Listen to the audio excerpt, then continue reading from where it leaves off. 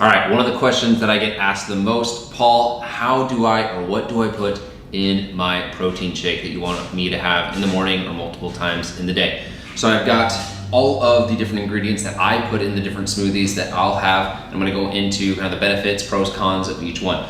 So right now I have 3 different protein powders. Normally I don't have this much, I just happen to have 3 today. But the ones, I'll go over kind of why I like them. Synthesix is 200 calories and 22 grams of protein, which is a little bit high from a calorie standpoint, but I really like the flavor. So it's something that I can easily just pop some water in, drink, and I'm able to get my protein in, and it's not like a burden or a chore. So it's a little bit more chocolatey, so that's why I like this. Then we got this Optimum Nutrition Whey Isolate. You're always want to go as much as you can for whey isolate. It's the most complete protein powder that you can get. Again, you're also going to want to make sure though that it doesn't go against any maybe nutritional beliefs that you have, or if you are lactose intolerant or don't do well with dairy, then you want to maybe stay away from it. But what I like about this, 140 calories for 30 grams of protein. So if you're looking at ratios, this is much better than this if you're trying to stay lean but keep protein high. And then we have this. I really like this. It tastes really good. Costs. It's also a plant-based protein, pea-based protein specifically, but it is 170 calories for 20 grams of protein. So you can see there's different protein per calorie ratios of these 3, and I'll get into how they fit into a smoothie coming up next. Hopefully I can finish this video by the time all this stuff melts. Then I got my Greek yogurt, so I either like 0% low fat or 2%. Fide has a really good one. Siggy's is decent. This is a Trader Joe's one, and you're looking at 110 calories for 17 grams of protein. That's a really good ratio that you really can't find much better in almost any type of food. So always try and put this in my smoothies. Then we have spinach. You can go spinach, kale, whatever greens you really like to have. I really like to put them in my smoothie, make sure I'm getting some vitamins and minerals right away. You don't even taste them. If you got kids, it's a great way to just sneak them in when you got all this chocolate, peanut butter, fruit mixed in as well. Next, I've got some almond butter.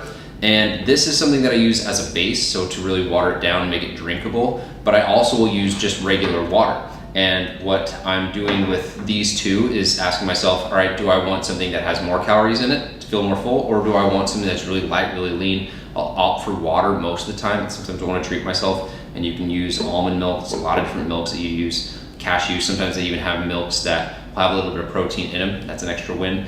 Then I have almond butter. Now this is definitely a splurge. This one is 190 calories per serving, 2 tablespoons, which isn't a lot. 7 grams of protein, so you're getting a little bit of protein, but it just tastes so good. So if I were to do like a chocolate banana peanut butter smoothie, it really tastes like something you'd get at a burger joint, but it's something that I'm having to fuel my performance in a way. And then frozen fruit right here. I just got some strawberries, but I'll go mangoes, I'll go bananas, raspberries, strawberries, you name it. You just get a bag of frozen fruit, you put in whatever kind of fruit that you like.